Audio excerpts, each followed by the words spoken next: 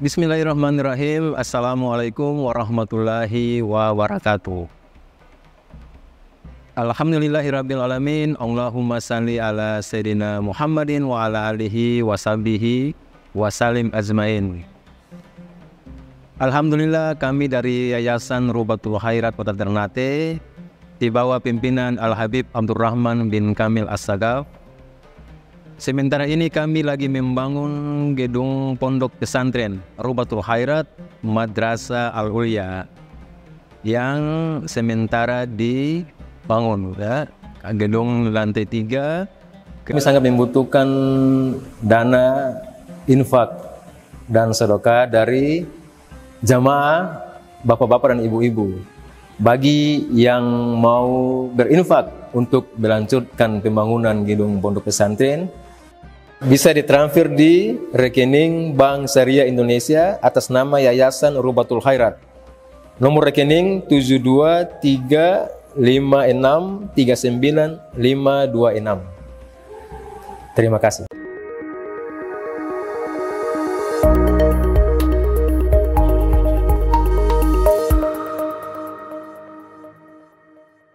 Nabi Allah Sulaiman wa idrakuhu kalaman namli. Alhamdulillah, puji syukur kehadirat Allah, salawat salam senantiasa tercurahkan kepada junjungan mulia Nabi tercinta Sayyidina wa Maulana Muhammad sallallahu alaihi wa alihi wa barak wasallam beserta seluruh kerabat beliau, sahabat beliau dan umatnya.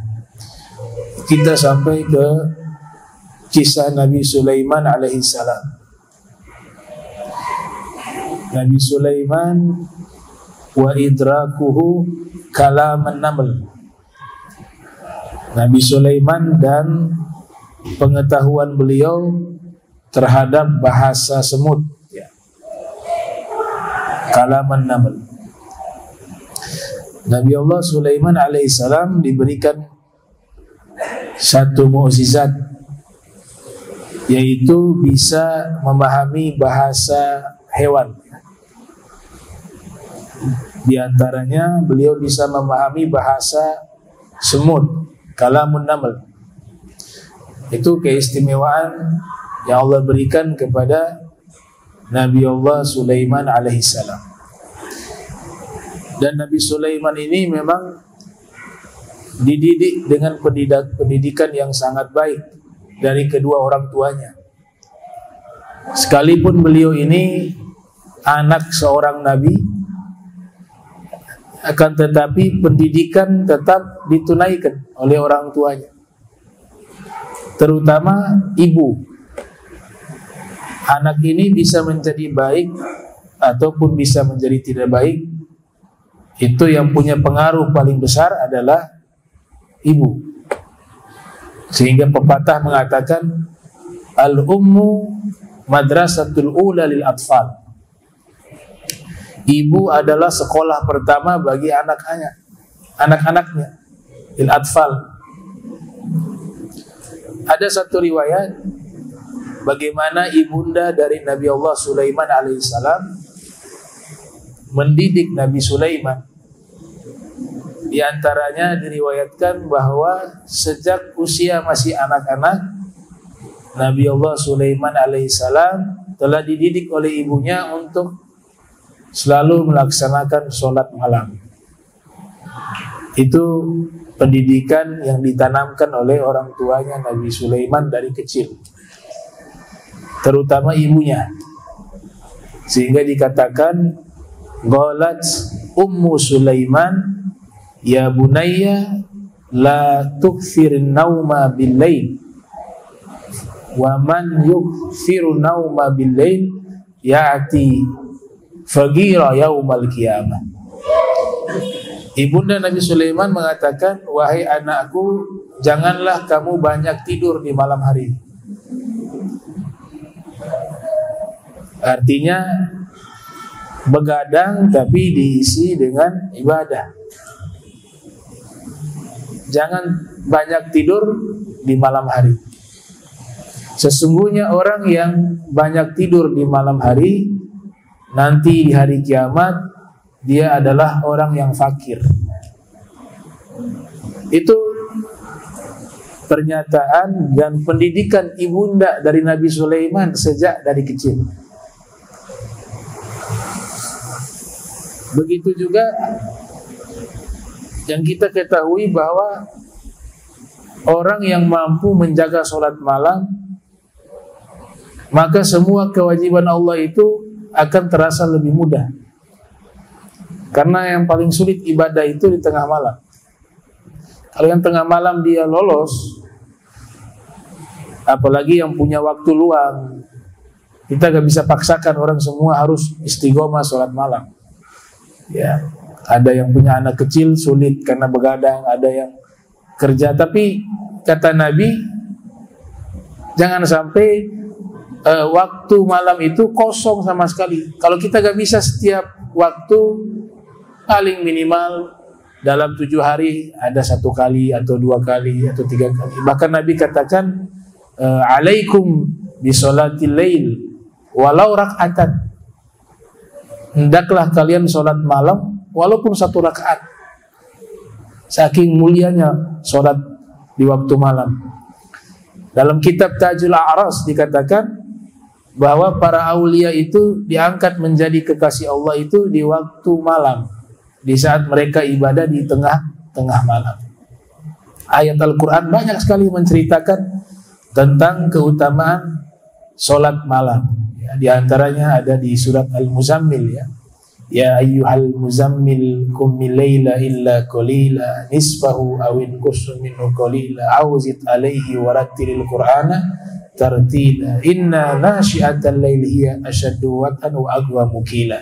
Sampai di penghujung juga diceritakan di situ, inna rabbaka ya'lamu annaka tagumu, ya, sesungguhnya Allah Ta'ala mengetahui engkau wahai Nabi Muhammad selalu berdiri di malam hari sholat. Inna rabbaka ya'lamu annaka tagumu adna min thuluthil lail wa nisfah wa thuluthah. Engkau sholat malamnya, di sini Allah terangkan sholat malamnya Rasul, waktunya kapan? Ya, 2/3 malam, kurang dari 2/3 malam engkau bangun sholat, atau di setengah malamnya, atau 1/3 malamnya. Wallahu yugaddirul lail wan nahar. Allah yang sudah menetapkan kadar waktu malam dan siang. Wallahu yugaddirul lail wan nahar. Alima an la tuhsu fataba alaikum. Faqra'u ma tayassara minal Qur'an. Bacalah yang mudah dari Al-Qur'an di waktu tersebut. Tidak harus yang panjang-panjang. Kalau sholat malam, yang penting surat tersebut kita baca bisa menikmati kandungan daripada makna dari ayat-ayat yang kita baca di tengah malam. Ya.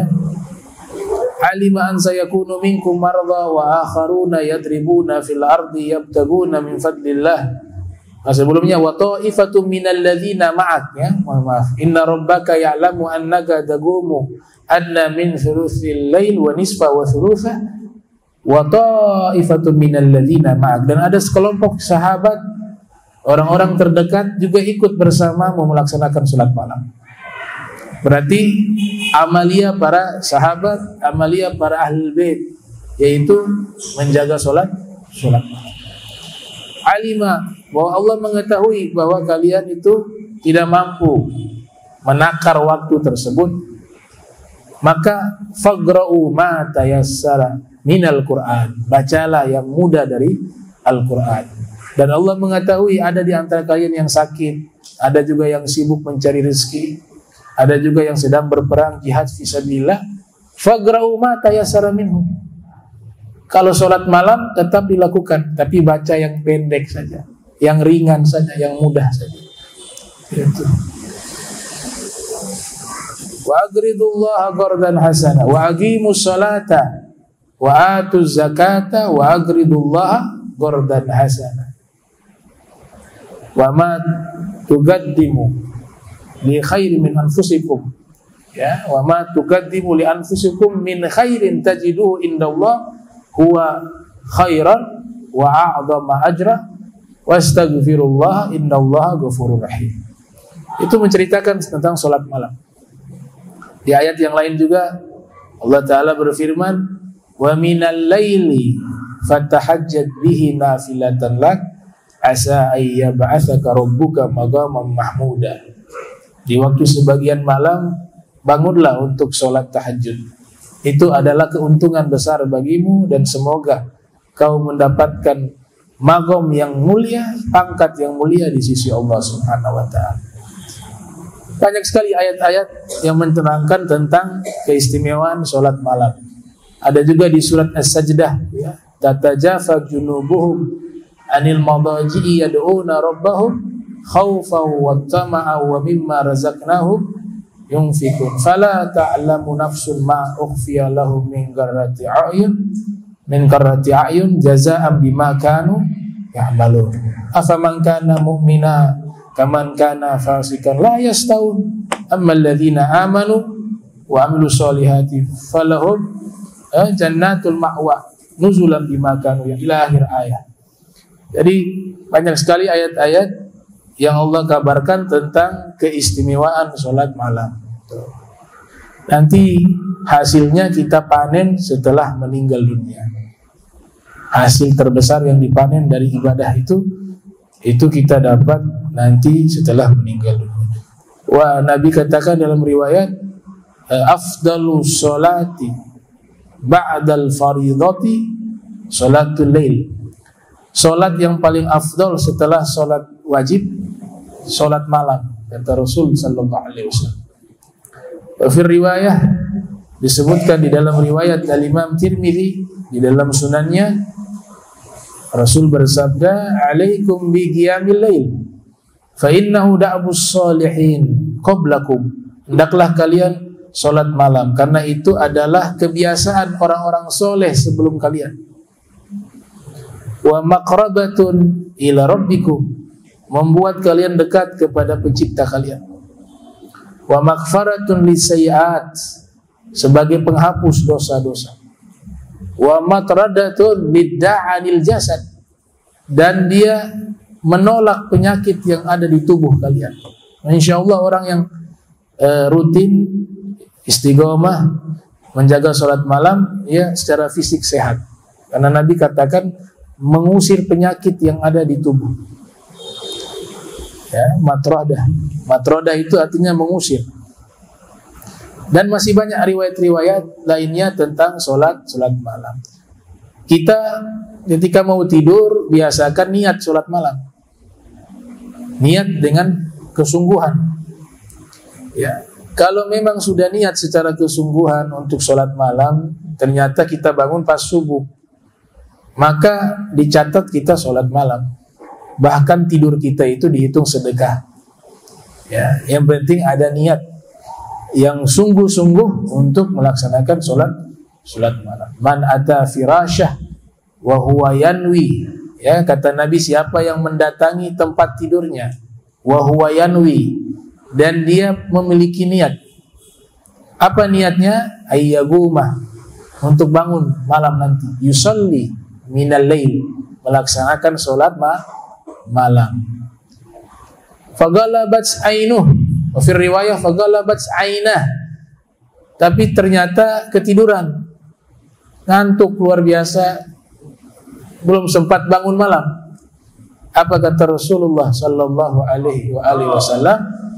Maka asbaha hatta asbaha kutiba ma nawa, dicatat sesuai dengan niat dia tadi, niat salat malam.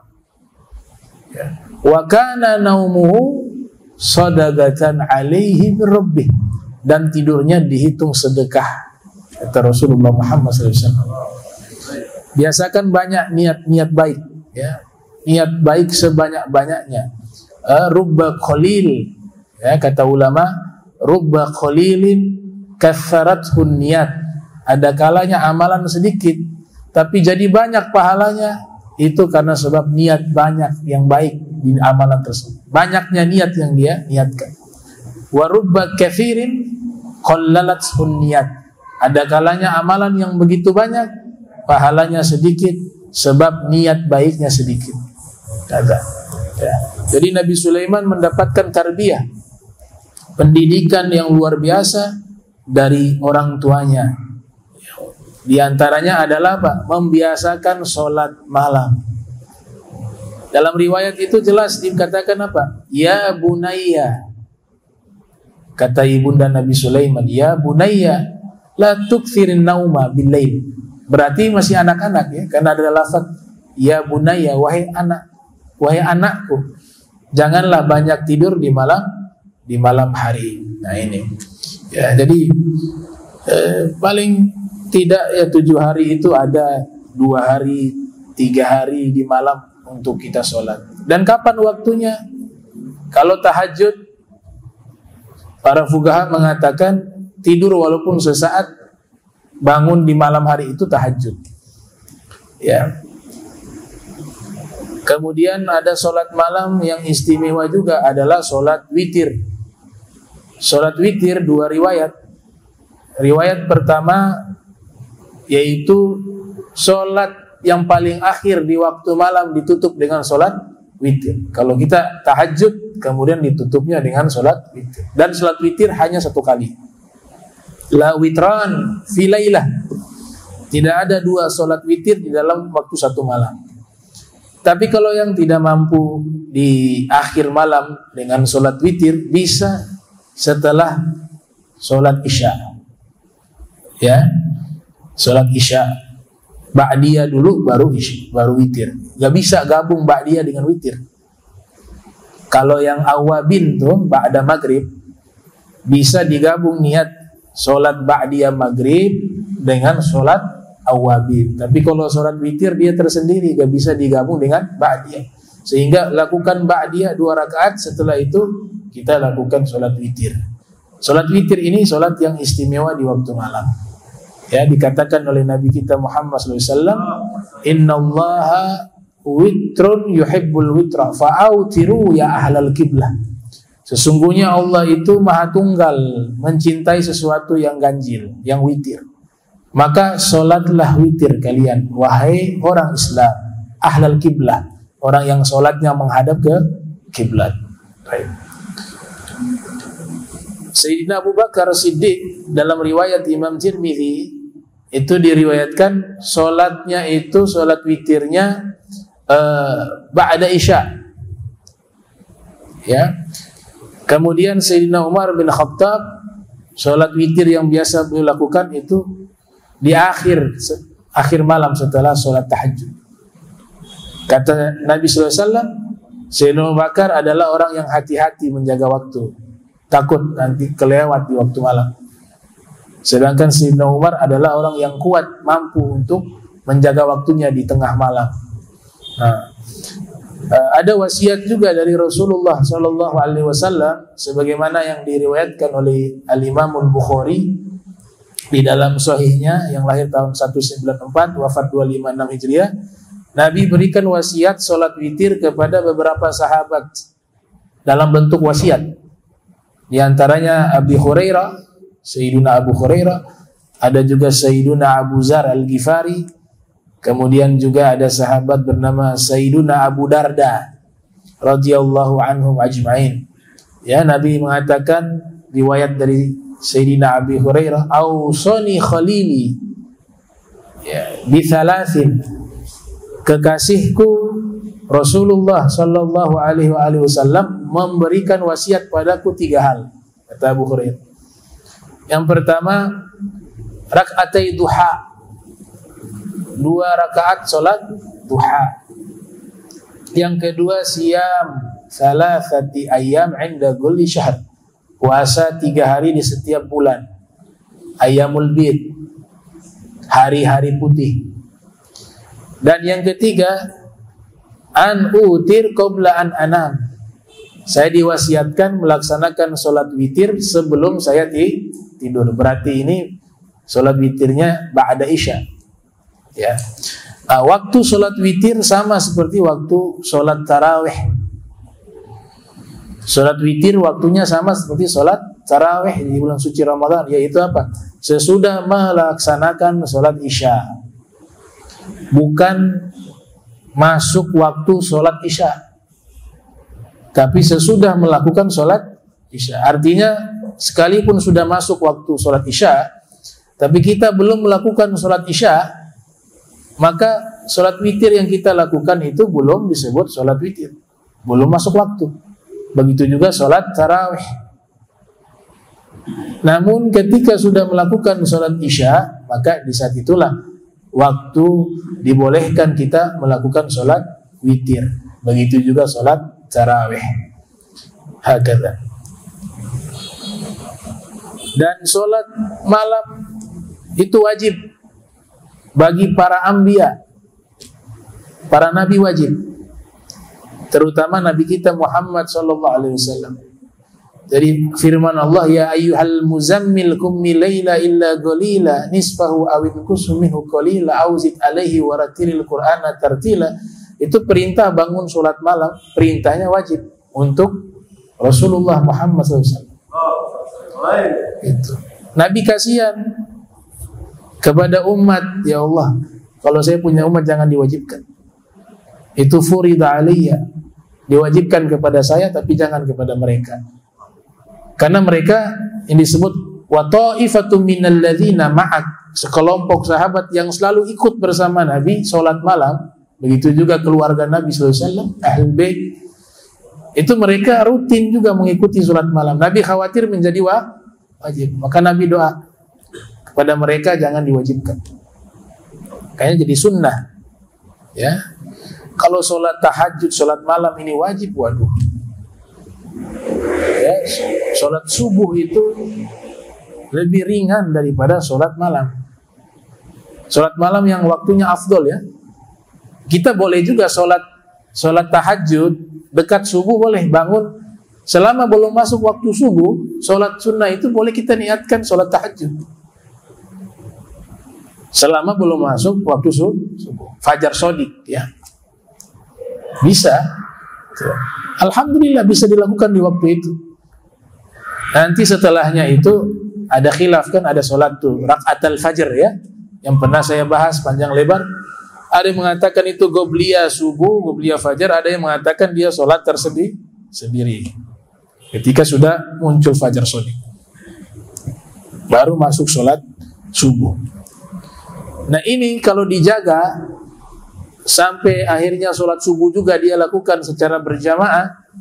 Nabi katakan bahwa man sholla as-subha ma'a jama'atin fahuwa fi zimmatillah. Siapa yang sholat subuh berjamaah, maka dia berada di dalam jaminan perlindungan Allah. Dijaga dia hari itu sampai subuh hari esok. Dulu ada satu gubernur yang sangat kejam, namanya Hajjaj bin Yusuf Ats-Tsaqafi. Terkenal sangat kejam, sangat jahat.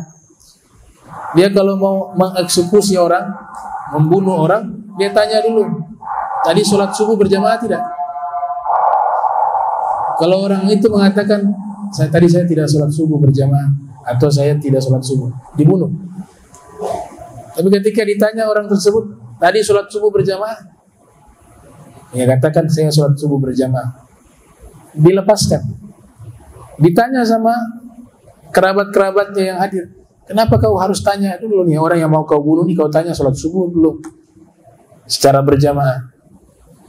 Maka dia katakan, saya tidak berani melanggar jaminannya Allah ya. Karena Nabi katakan orang yang sholat subuh berjamaah, dia berada dalam jaminan pelindungan Allah. Makanya saya gak berani itu bunuh orang yang sholat subuh berjamaah, karena Nabi katakan dia berada dalam jaminan pelindungan Allah. Nah yang tidak sholat subuh, apalagi yang sholat subuh tapi tidak berjamaah, atau yang tidak sholat subuh, nah ini gak ada jaminan Allah. Makanya saya eksekusi mereka. Tapi yang sholat subuh berjamaah saya gak berani, karena Nabi sudah katakan dia berada dalam jaminan pelindungannya Allah Subhanahu wa ta'ala. Nabi Sulaiman juga dididik sholat malam, juga dididik berpuasa. Jadi perintah yang diajarkan oleh Nabi kita Muhammad SAW, sebagaimana hadis yang diriwayatkan oleh Imam Abu Daud di dalam sunatnya, yang lahir tahun 202 Hijriah, wafat 275 Hijriah, Nabi memberikan satu pendidikan kepada kita orang tua untuk membiasakan anak sholat di usia dini. Nabi katakan muru auladakum bis sholati wa hum abna'u sab'a. Perintahkanlah anak-anak kalian salat di usia 7 tahun. Wadribuhum 'alaiha wa hum abna'u asyr. Dan berikan sanksi kepada mereka jika meninggalkan salat di usia 10 tahun.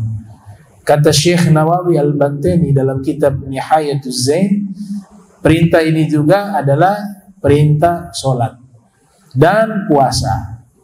Perintah ini juga perintah sholat dan puasa. Jadi kita diperintahkan membiasakan anak untuk sholat di usia 7 tahun, begitu juga puasa. Walaupun puasanya tidak penuh, ya karena masih anak-anak, tapi sudah latihan ya, puasa setengah hari bisa dan seterusnya. Dan kata Syekh Abdullah Bafadal dalam kitab fikihnya Al-Mukhtasar Latif, itu menyatakan hukumnya wajib bagi orang tua memerintahkan. Anaknya gak wajib, sholat tidak wajib, puasa. Tapi perintah Nabi memerintahkan orang tua untuk memerintahkan anak sholat dan berpuasa itu dikatakan yajibu. Hukumnya wajib. Wajib di sini kalau dalam kajian usul fiqh itu kemungkinan bisa wajib yang fardu, kemungkinan juga wajib yang sifatnya sunnah yang ditekankan. Jadi Nabi Sulaiman juga dididik berpuasa. Puasanya ayah beliau Nabi Daud alaihissalam sangat terkenal. Dalam riwayat Nabi katakan kana yasumu yauma wa yuftiru yauma. Beliau puasa sehari, seharinya berbuka. Ya, puasa sehari, seharinya berbuka. Selang-seling. Itu ditarbiyah Nabi Sulaiman sejak usia anak-anak. Dan Nabi Sulaiman dan Nabi Daud alaihissalam tafaddalullah ala Daud wa Sulaimana. Allah memberikan banyak sekali anugerah kepada Nabi Allah Daud dan Nabi Allah Sulaiman. Di antaranya Allah berikan kitab suci kepada Nabi Daud. Wa ataina Dauda Zabura. Kami telah berikan kepada Nabi Daud kitab Zabur. Dia berbahasa Ibrani. Ya, kitab Zabur bahasa Ibrani atau bahasa Arab, campuran Ibrani ada Arab. Nama-nama malaikat itu yang kita hafal itu, Jibril, Mikail dan seterusnya itu. Ada sebagian dari bahasa Arab, ada sebagian dari bahasa Ibrani. Nama-nama malaikat.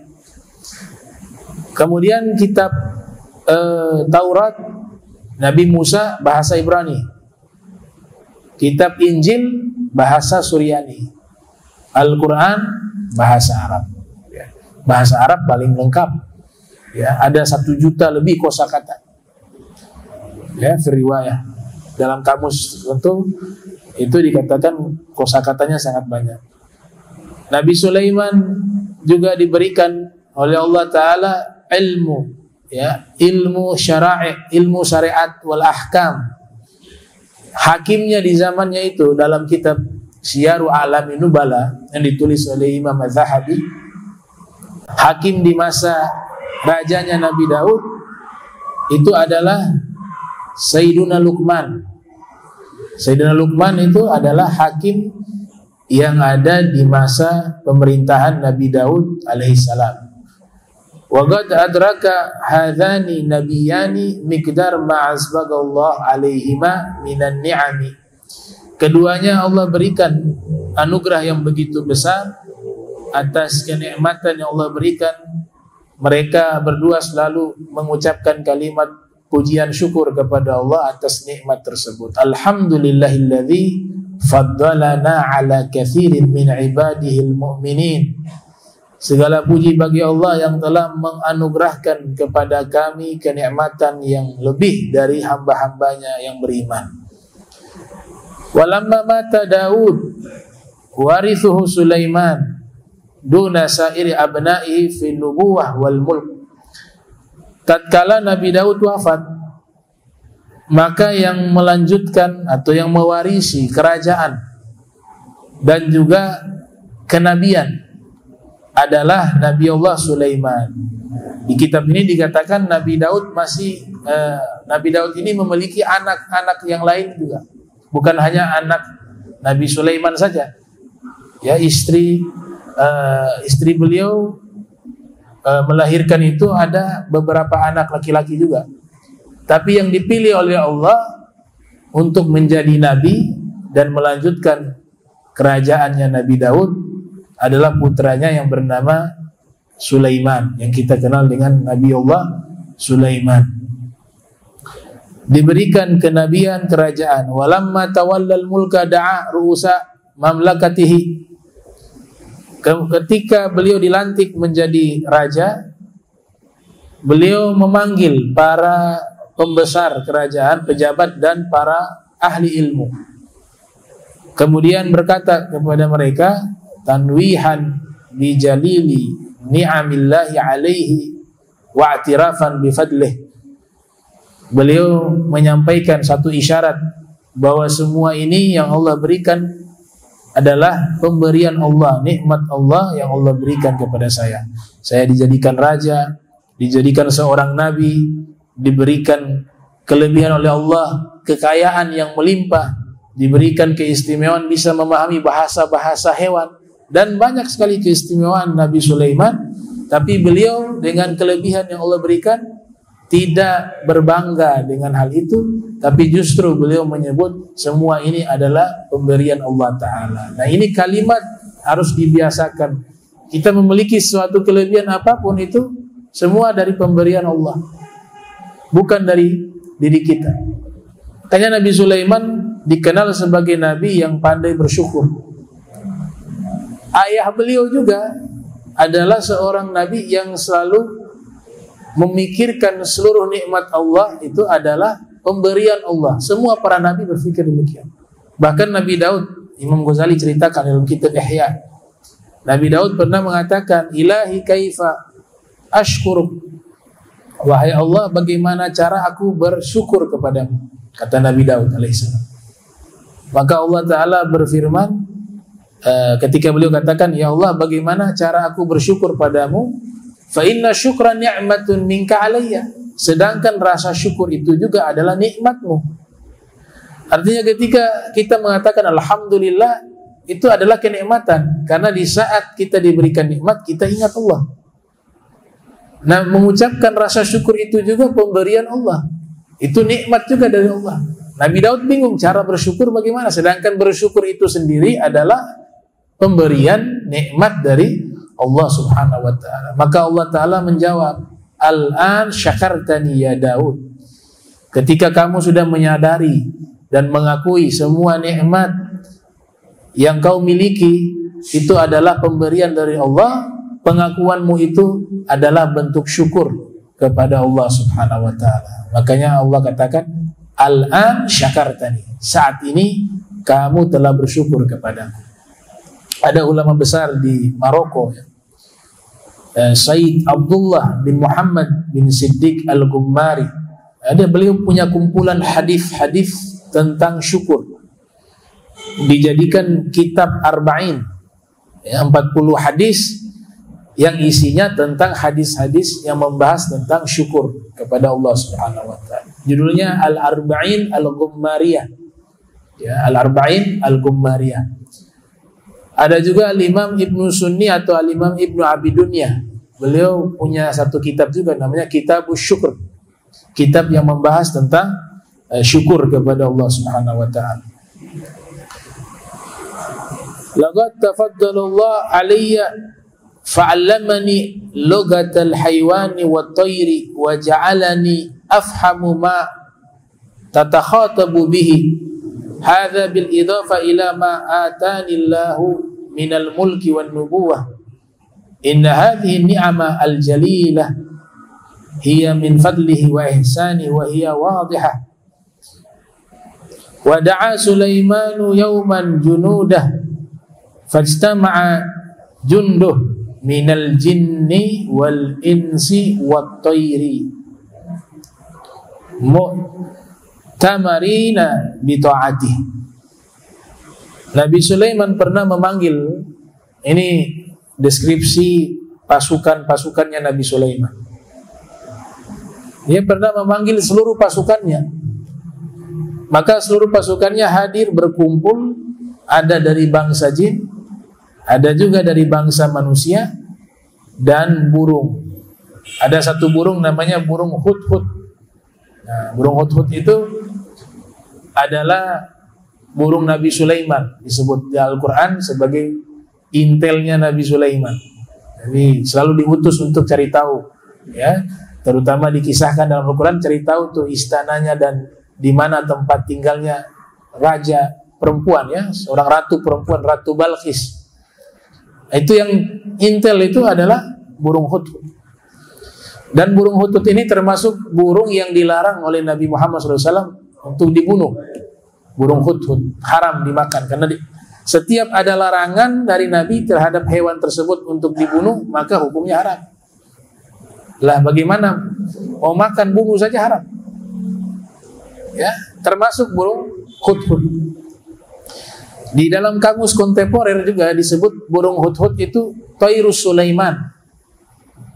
Tairus Sulaiman, burung Nabi Sulaiman. Itu namanya burung hudhud.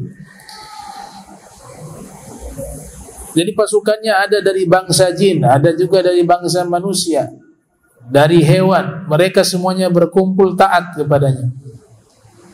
Dan pernah satu ketika Nabi Sulaiman melewati satu lembah bersama pasukannya. Nabi Sulaiman bisa mendengar bahasa semut. Jadi ada semut, ratu, ya, ratu semut, semut betina. Nah itu dia mengatakan kepada kaumnya ketika Nabi Sulaiman dan pasukannya melewati lembah tersebut, ya qalat namlatun ya ayyuhan naml udkhulu masakinakum la yahtimannakum Sulaimanu wa junuduhu wa hum la yash'urun. Kata semut itu, wahai segenap semut, masuklah ke lubang-lubang tempat tinggal kalian. Jangan sampai Nabi Sulaiman dan pasukan-pasukannya menginjak kalian sedangkan mereka tidak mengetahui. Mereka tidak merasa, la yash'urun. Artinya diinjak tidak sengaja karena semut kecil. Jadi lewat takut diinjak. Nah, bahasa semut itu dipahami oleh Nabi Sulaiman alaihissalam. Kalau suara semut ini kita mau mendengar seperti apa suaranya. Sampai hari ini saya belum pernah dengar suara semut itu seperti apa. Tapi luar biasa Nabi Sulaiman bisa mendengar suara semut. Dan ini ayat luar biasa. Ayat ini menyebutkan bahwa Ghalat namlatun, ada seekor semut telah berkata. Ada satu kitab tentang ilmu zoologi, tentang ilmu hewan, karya Syekh Ad-Damiri, berjudul Hayatul Haywanil Kubra. Di situ diceritakan Al-Imam Abu Hanifah masih anak-anak waktu itu usianya. Datang ke kampung beliau satu ulama besar bernama Al-Imam Qatadah. Al-Imam Qatadah. Al-Imam Qatadah menyampaikan kepada masyarakat yang hadir pada waktu itu, dan diantaranya ada Imam Abu Hanifah yang usianya masih anak-anak. Saluni qabla an tafquduni. Tanya padaku, kata Imam Qatadah, semua ilmu sebelum kalian kehilangan aku. Dia tanya begitu. Al-Imam Abu Hanifah angkat tangan. Nah, saya mau bertanya, wahai Syekh, tafadhal, silakan. Saya mau tanya, di dalam Al-Quran ada ayat yang dimana Allah Ta'ala berfirman, Ghalat namlatun ayyuhan naml udkhulu masakinakum. Berkata semut, wahai segenap semut, udkhulu masakinakum, masuklah kalian ke tempat-tempat tinggal kalian. La yahtimannakum Sulaimanu wa junuduhu wa hum la yash'urun. Jangan sampai Nabi Sulaiman dan pasukannya menginjak kalian karena dan mereka tidak menyadarinya. Yang ingin saya tanyakan, yang berkata semut itu dia muzakkar atau muannas? Dia semut jantan atau betina? Yang menyampaikan tadi kalimat wahai segenap semut masuklah ke tempat-tempat tinggal kalian. Yang ingin saya tanyakan, itu yang berkata semut itu di dalam Al-Quran, dia jantan atau betina? Imam Qatadah terkaget dengan pertanyaan itu. Ya, kalau belajar ilmu bahasa Arab, ilmu nahwu wa shorof, ilmu nahwu khususnya ya, ilmu nahwu itu ta yang di belakang tuh ta apa namanya, sakinah ya. Namlatun itu kan biasanya tun itu alamat perempuan, tapi tidak semua itu berarti perempuan, bisa juga jumlah seekor. Kalau biasanya nisbat kepada hewan itu ada yang diartikan sebagai gender, yaitu jenis betina, tapi ada juga yang diartikan sebagai jumlah dari hewan tersebut, bahkan jenis hewan. Makanya surat Al-Baqarah itu masih belum tentu dia sapi betina. Ya. Di Al-Qur'an kan dia terjemahkan apa? Al-Baqarah itu sapi betina. Tapi kalau yang pakar di bidang bahasa Arab, mereka bisa mengkritik juga. Belum tentu itu betina, karena tak di situ itu bukan hanya menunjukkan makna dia adalah betina, tapi juga bisa juga jenis hewan dan jumlah. Nah, sebagaimana yang dikatakan oleh Syekh Abu Bakar Ar-Razi ya, salah satu ulama pakar bahasa Arab, juga Al-Imam Al-Jurjani mengatakan demikian. Makanya ketika pertanyaan ini disampaikan, itu Imam Qatadah terheran. Iya ya, namlah ini laki-laki atau jantan apa betina? Kata Imam Qatadah, wallahu alam. Saya nggak tahu nih, ini yang berkata semut ini dia jantan atau betina. Wallahu alam. Kemudian Abu Hanifah mengatakan, saya tahu jawabannya. Bagaimana kamu tahu jawabannya? Kamu bertanya ke saya. Tujuannya apa? Lil i'lan atau lil i'lam, untuk memberikan kabar ilmu ini kepada yang lain, memberitahukan juga kepada yang lain yang belum tahu. Kata Imam Abu Hanifah, semut itu adalah semut betina. Dari mana argumentasinya? Kata Imam Qatadah, kau menyatakan semut yang mengatakan itu semut betina. Dari kata kerjanya, berkata itu pakai qalats, pakai ta'nis. Kalau dalam bahasa Arab ada kata kerja, kemudian akhirnya itu ada ta sukun, itu domirnya itu hiya, dia perempuan. Maka kata kerja itu sudah menunjukkan bahwa semut ini adalah betina, ya, karena dari kata kerja ada ta sukun, qalats. Itu Imam Abu Hanifah masih anak-anak, sudah sangat ahlu ru'yah ya, ahlul fikir wal aql, pandangannya sangat tajam terhadap nas. Nah, dan ini juga akhirnya menjadi apa? Menjadi satu penyingkapan ilmu pengetahuan yang menguatkan kebenaran Al-Quran. Kenapa di sini yang merintah semut betina? Ternyata dari hasil kajian para ilmuwan ahli hewan, itu yang menjadi ratu, yang menjadi pemimpin bagi semut khususnya itu adalah ratu. Gak ada raja. Yang memimpin pasukan semut ini, kita katakan pasukan semut, itu adalah perempuan, betina, ratu. Al-Quran sudah berbicara tentang itu, sedangkan hasil riset belum ada tentang penyingkapan ilmu tersebut. Kenapa yang berkata harus betina? Ternyata memang secara keilmuan betina yang memimpin. Itu. Kita juga kan dipimpin oleh betina juga ya. Suami-suami takut istri, dipimpin sama betina, sama perempuan. Itu. Sayyidina Umar mengatakan kita harus banyak mengalah karena perempuan itu lebih banyak pengorbanannya untuk kita. Yang jaga anak kita mereka, yang ngurus kita mereka, yang masak mereka, yang ngurus rumah mereka. Begitu.